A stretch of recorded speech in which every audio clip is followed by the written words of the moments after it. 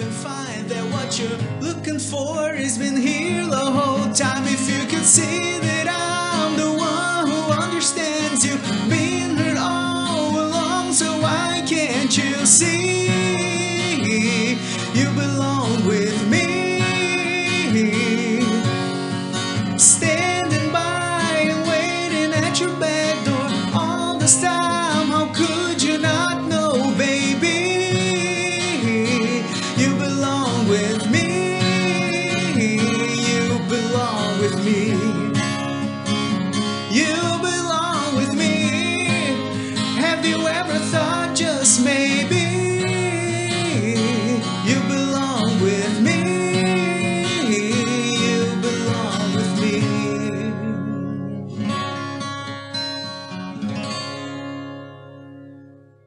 E aí, beleza? Mais um English and Music aqui, bora começar mais um Inglês e Música. Na aula de hoje nós vamos trabalhar a música da Taylor Swift, You Belong With Me. Música embaçada de cantar, mas enfim, nosso foco aqui é inglês. Escolhi essa música porque a Taylor tem uma pronúncia bem legal, principalmente para quem está querendo aprender inglês. Ela tem bem aquele inglês clássico americano, é claro, vamos dizer assim, é um inglês convencional. Muitos artistas têm uma pronúncia um pouco estranha, né? Tem uma dicção que não é tão legal. E aí, para quem está estudando inglês, não é que não ajuda. Sempre contato com o idioma, você buscar aprender a música do artista que você gosta. Você sempre vai aprender alguma coisa, você sempre vai ver coisas legais, mas tem cantores que têm uma pronúncia mais clara, mais perto do inglês convencional, assim. Então, a Taylor é uma delas, ela tem bem um inglesão americano mesmo assim, tá? A gente percebe muito, ela puxa muito o R, for, here, né? Não é muito parecido com o inglês que eu tenho, não tem esse Rzão tão puxado quanto ela, mas é tipo o nosso carne, porta, ela tem bem esse inglesão, mas é bem comum esse inglês nos Estados Unidos, esse R mais forte. O R em inglês normalmente é enrolado, mas o dela é um pouquinho mais. Mas é um inglesão bem convencional, assim, que existe bastante. Então, ela tem uma pronúncia bem legal, bem clara das palavras que ela está falando. Então, é bacana pra gente estudar, ok? Antes da gente continuar, quero deixar aquele convite para você deixar o like aí, ajuda muito. Compartilha com quem queira aprender inglês também, quem gosta de música, Taylor Swift, enfim. Não conheço muita coisa do trabalho da Taylor Swift, mas essa música aqui é uma música antigona dela. Se eu não me engano, foi a primeira música que ela fez. Na época, ela era até meio uma cantora meio de country, assim, né? Muito legal a melodia dessa música, bem bacaninha. E por isso que eu escolhi ela, porque eu vou trabalhar aqui sempre com músicas que eu gosto, né? E porque tem essa questão da pronúncia dela ser muito clara. Muito legal para estudar inglês. Bom, a letra aqui não tem muito segredo a letra dessa música. É uma letra boa para estudar porque são palavras que a gente conhece no dia a dia. As frases são, vamos dizer assim, frases bem comuns, vamos dizer assim, frases do inglês mais popular, vamos falar assim. Então não tem muito o que eu falar. Eu vou entrar em alguns pontos aqui para destrinchar a letra para você, mas é basicamente vocabulário, tá? Então vou falando o vocabulário para você aqui, onde precisar de uma explicação eu vou entrar, tá bom? Então, o nome da música já começa, né? You Belong With Me. É um pouco diferente porque nós temos essa estrutura, por exemplo, You Belong To Me, você pertence a mim. Aqui ela está dizendo, você pertence comigo, ou seja, o seu lugar é comigo. Tem muito uma ideia de possessão, né? Você pertence a mim. Ela está falando assim, você pertence comigo, ou seja, pelo que eu entendo, né? Você pertence num lugar que seja comigo. Então tem um sentido menos possessivo assim do que você falar you belong to me. Né? Não é tão comum falar isso, que alguém pertença com alguma outra pessoa. Normalmente a estrutura é essa aqui também. Por exemplo, esse carro pertence a mim. This car belongs to me. Então não é tão comum a gente ver belong with. Mas eu acho que a ideia dela, não sei se foi ela mesma que escreveu essa letra, mas a ideia é essa, né? De pertencer comigo. Tá? Então vamos lá. Primeira frase. You're on the phone with your girlfriend. Nada demais aqui. Você está no telefone com sua namorada. She's upset. Ela está zangada. She's going off about something that you said.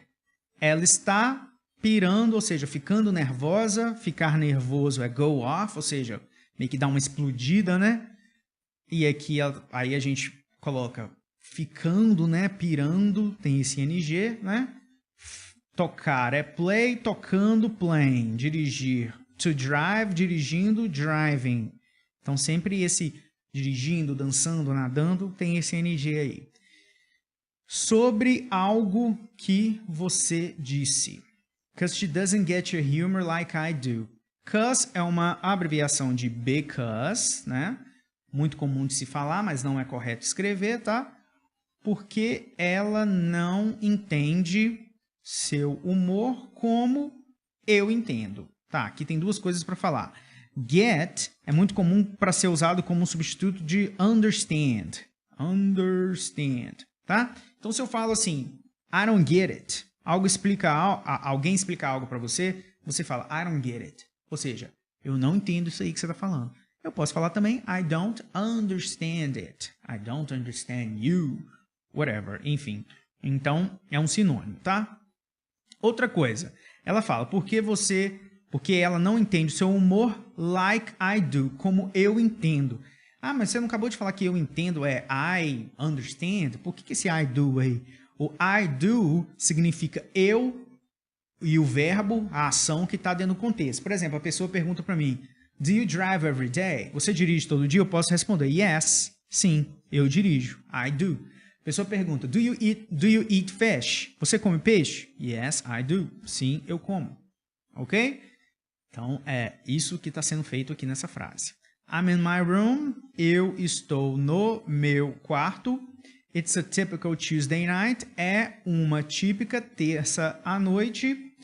Uma noite de terça, né? Tuesday, dia da semana, diferentemente de português, sempre letra maiúscula. Nome do mês também, sempre letra maiúscula. Em inglês é assim. I'm listening to the kind of music she doesn't like. Eu estou ouvindo ao tipo de música que ela não gosta. Ela não gosta. Tá? And she'll never know your story like I do.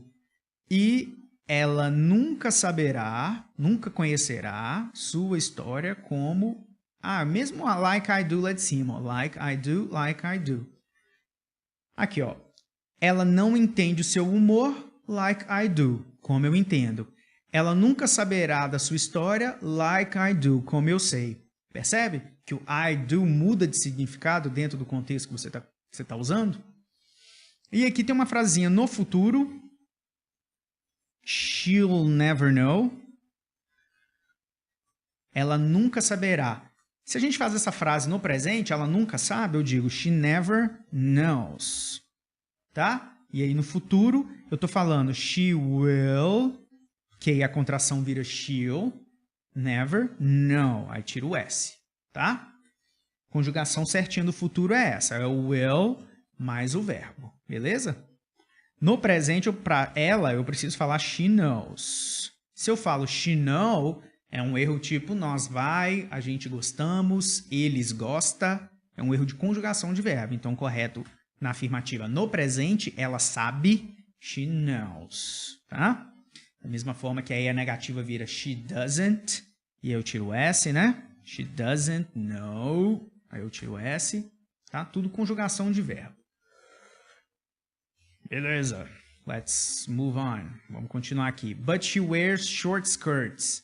Nada demais aqui também. Mas ela veste saias curtas. Qualidade sempre antes, né? Então, o curto vem antes. Short skirts. I wear t-shirts. Eu visto camisetas. Só tirando a confusão aqui, que eu vejo que muita gente confunde isso. O que é t-shirt? Camiseta a gente entende como muita gente entende, né? Como camisa regata.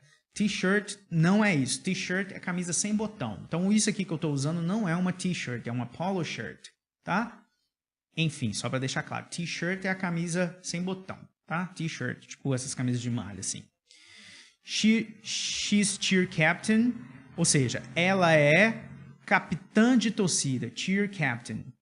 Tá? Captain é capitão, cheer é torcida, né? Ela é capitã de torcida, chefe de torcida, enfim, ela comanda as meninas lá, ela é a líder.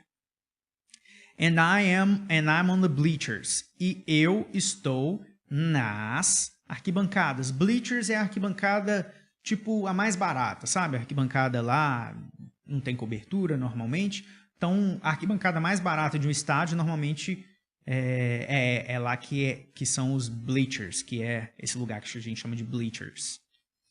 Dreaming about the day when you wake up. Sonhando com o dia quando, tá? Só um parênteses aqui, eu traduzi como que, sonhando sobre o dia. Eu até traduzi ao pé da letra uma aqui, o outro eu não traduzi, né? Sonhando sobre o dia. Sim, a gente não fala assim em português, né? A gente fala sonhando com o dia que você acorda. Eu vou traduzir ao pé da letra aqui para você entender a aplicação de todas as palavras, porque é assim que uma pessoa que fala inglês pensa.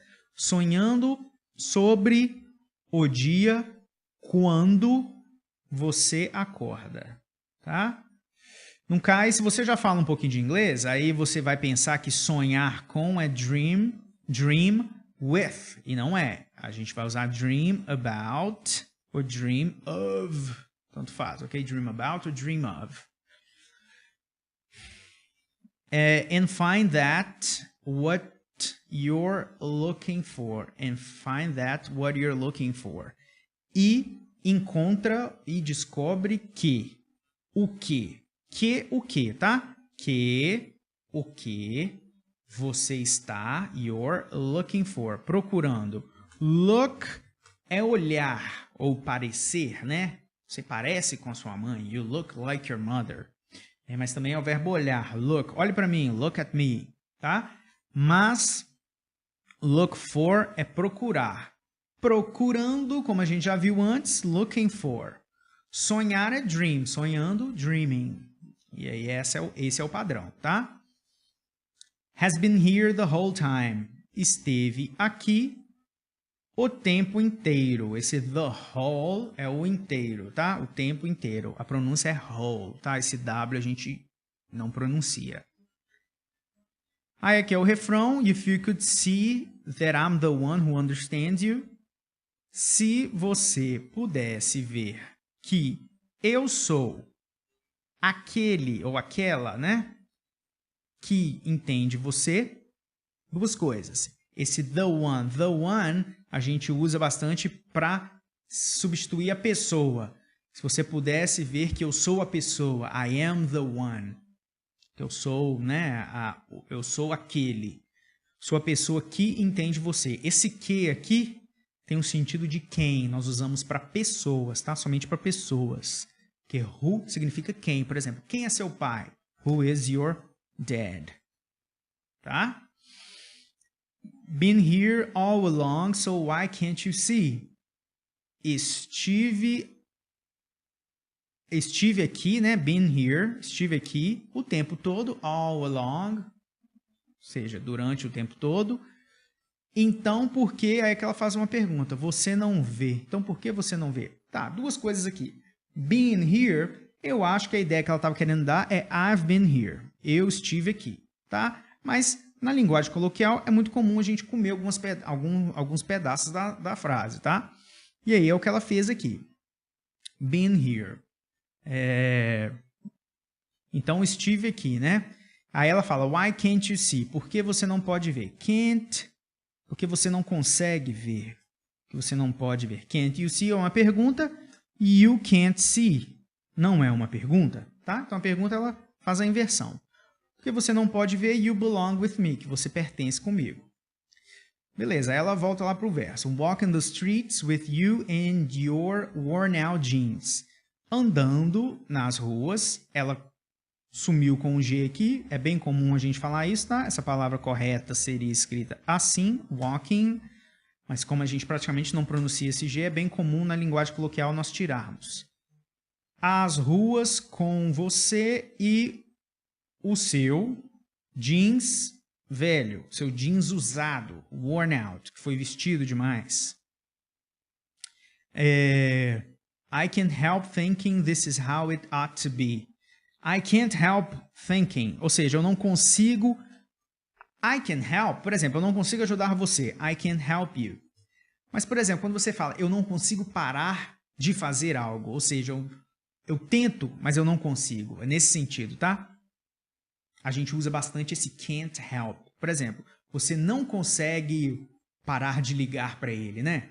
Você vai falar assim, you can't help calling him. Né? Eu sei que você tenta, mas você não consegue parar de ligar para ele. You can't help, faltou help aqui. You can't help calling him, tá? Então, essa estrutura é muito comum. Então, I can't help thinking this is how it ought to be. Eu não posso parar, né, de pensar e isso é como deveria ser, tá? Então, como é que eu traduzi aqui? Eu não consigo parar de pensar que é assim. É para ficar um português mais, né? Mas aqui seria, eu não consigo parar de pensar que isso é como deveria ser. Esse it ought to be é mais comum nós falarmos assim, ó, it should be, deveria ser. Mas it ought to be também existe, foi o que ela usou ali. Laughing on the park bench, thinking to myself. Rindo, né?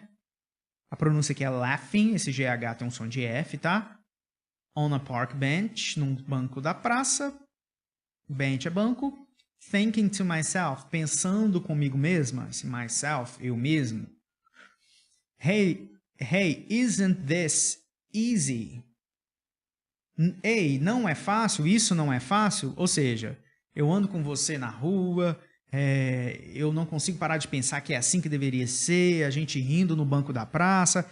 Ei, isso não é fácil? Então, ela está se referindo ao fato deles estarem juntos, né? Acho que é isso que ela quis dizer aqui. And you've got a smile that could light up. Então, e você tem, you've got, pode ser um substituto de you have, tá? You've got a smile, você tem um sorriso que poderia iluminar. Iluminar vem de luz, né? Luz em inglês é light, tá? Então, could light up, poderia iluminar. This whole town. Então, essa cidade inteira. De novo, o whole aí, sem pronúncia do W, tá? I haven't seen it in a little while. I haven't seen it in a while since she brought you down. Ou seja, eu não te... aqui ela tá falando, eu não o vejo, mas no sentido de eu não vejo o sorriso. Por que eu sei que eu não vejo o sorriso? Porque é it. Eu não vejo ele. Ele é quem? O sorriso. Ela fala, você tem um sorriso que ilumina essa cidade inteira. Eu não vejo it. I haven't seen it. Ou seja, o sorriso, né? Porque se ela falasse, eu não vejo você, ela ia falar, I haven't seen you. Mas ela está falando, I haven't seen it. Então, é o sorriso.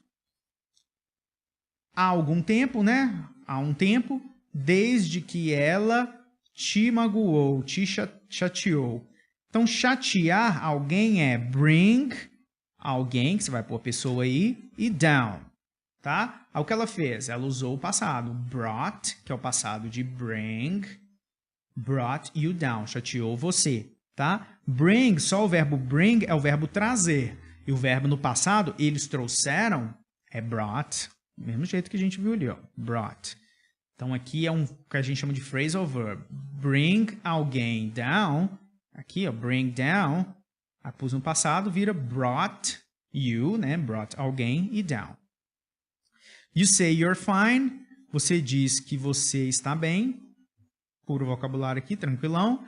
I know you better than that. Eu conheço você melhor do que isso aí que você está falando. Eu conheço você melhor do que isso. I know you better than that. Hey, what you're doing with a girl like that? Ei, o que você fazendo... Vou explicar isso aqui. Com uma garota como aquela, como essa. Muito comum a gente tirar esse tipo de pergunta aqui, ó. What are you doing? Que seria a frase certa. O que você está fazendo? Muito comum a gente tirar o are aqui e vira what are you doing? O que você está comendo? What are you eating? O que você está dizendo? What are you saying? What are you talking about? Oh, meu Deus. What are you talking about? Muito comum, mas a gente precisa desse are aqui para fazer a frase correta, tá? Mas é super comum, então ela fala what are you doing? O que você fazendo, mas tá subentendido o que você está fazendo. Próxima frase, próximo verso aqui, né? A partezinha que ela canta aqui é bem parecido com o que a gente viu lá em cima, só isso aqui que muda, ó. She wears high heels, I wear sneakers. Ela usa salto alto, eu uso, I wear, sneakers, tênis. Percebe que o verbo wear, lá em cima ela fala de saia e camiseta. E ela usa o verbo wear, to wear. Olha só, she wears short skirts, I wear t-shirts. Aqui embaixo ela fala, she wears high heels, I wear sneakers. Então, tanto para calçado quanto para roupa, ela usa o mesmo verbo. Em inglês é assim. Se você fala que você usa um brinco, você vai usar o mesmo verbo. I wear earrings. Perfume, I wear perfume every day. Eu uso perfume todo dia. Então, tudo que você usa no corpo, óculos, relógio, pulseira, enfim, maquiagem, batom, a gente usa esse verbo to wear, tá? Que é usar no corpo.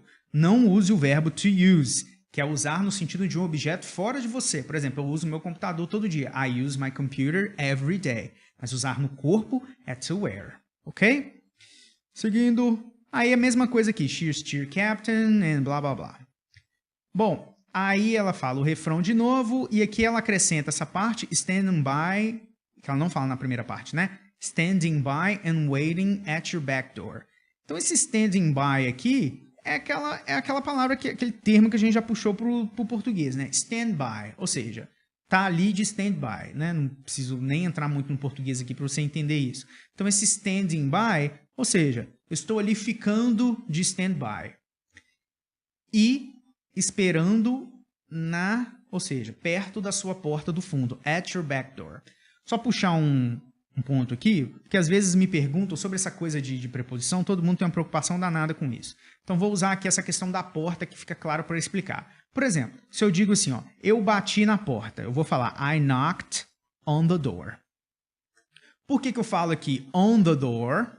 E aqui eu falo at, não falo on. Porque quando eu bato na porta. Eu estou em contato com a porta. On, né? Agora, quando eu não espero na porta. Eu não estou grudado na porta. Eu espero próximo da porta. At the door, tá? É a mesma coisa de você falar I sit on the table. Normalmente as pessoas não fazem isso. Sentar na mesa, sobre a mesa. Não é comum. Normalmente a gente senta à mesa, né? Aí você fala I sit at the table. Tá? Então tem essa diferença, beleza? O que está on está em contato, beleza? Alright, all this time, how could you not know?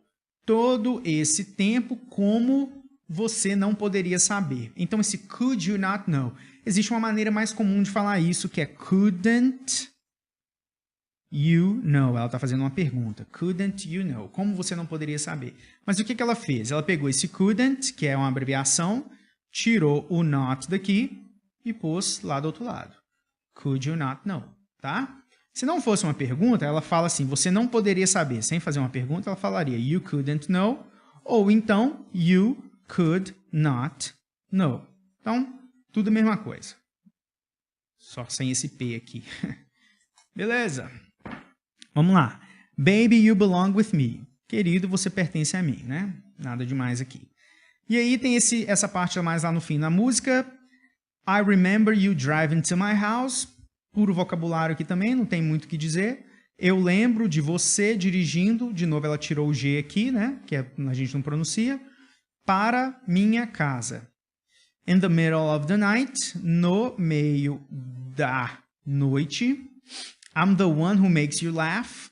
De novo, eu sou a pessoa. All the one de novo aqui, ó.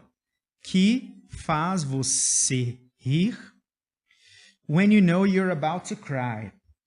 Quando você sabe que você está perto, né? Prestes, vamos dizer assim. Quando você está para chorar. Quando você está prestes a chorar. Por exemplo, se eu falo assim... eu estou para terminar com ela. Eu vou falar I'm about to break up with her. Então, ó, eu estou terminar com ela. Agora, eu estou prestes, nessa frase não faz sentido, né? Eu estou terminar com ela. Aí eu ponho esse about aqui, eu estou para terminar com ela. Só falei essa frase sem sentido aqui para você entender o que eu estou falando, tá? Você está para ser demitido. You are about to get fired. Ser demitido, get fired. You are, você está. Você está prestes a ser demitido. Tá? Muito comum esse tipo de estrutura. And I know your favorite songs. Nada demais aqui também. E eu sei, eu conheço suas músicas favoritas. De novo, não, favoritos antes. Songs é músicas. And you tell me about your dreams. E você conta para mim, você me conta sobre seus sonhos. I think I know where you belong. Eu acho que eu sei onde você pertence. Eu acho que eu sei. É comigo. It's with me. I think I know. It's with me. É comigo. Só puxando aqui. I think eu sei. I know. Desculpa. I think eu acho. I know eu sei. Cadê o que? Eu acho que eu sei. A gente poderia colocar se a gente quisesse aqui. Mas ela tirou por quê? Sempre que você tem esse que e depois você tem uma pessoa ou um sujeito, você pode tirar se você quiser. E não é coloquial, assim, é mais do dia a dia. Não, isso aqui está certo. As duas maneiras estão certas. I think that I know, I think I know. Porque depois você tem um outro sujeito. Eu acho que eu sei. Eu acho que você sabe. Então, nesses dois casos, eu posso tirar o que, tá? Um caso que eu não tiraria o que, por exemplo, essa é a loja, this is the store that sells shoes. Essa é a loja que vende sapatos. Depois do que, não tem um outro sujeito. Não é, essa é a loja que ela vende sapatos. Você não está falando isso, você está falando, essa é a loja que vende. Então aí a gente não pode tirar o that, o que, tá? Aí no final, o que ela faz? Ela muda só uma coisa aqui. Ela sempre fala, if you could see, se você pudesse ver, né? Lá em cima, vou mostrar de novo para lembrar aqui. If you could see, quando ela começa o refrão, né? If you could see. Aqui ela fala, can't you see, no refrão final. Então ela está falando, sempre ela fala, se você pudesse ver, aí no final ela faz uma pergunta, você não pode ver? Só lembrando que could é o passado de can, tá? Então, eu posso, I can. Eu pude, I could, tá? Ou eu poderia, no condicional também é I could. Aqui ela está dizendo, se você pudesse, que é também um condicional, né? Se você pudesse ver uma situação imaginária, né? Aí ela muda isso aqui. No resto tá igual. Lá no finalzinho ela faz uma pergunta que não tem também. No finalzinho da música, ela usa essa frase aqui, ó. Have you ever thought just maybe?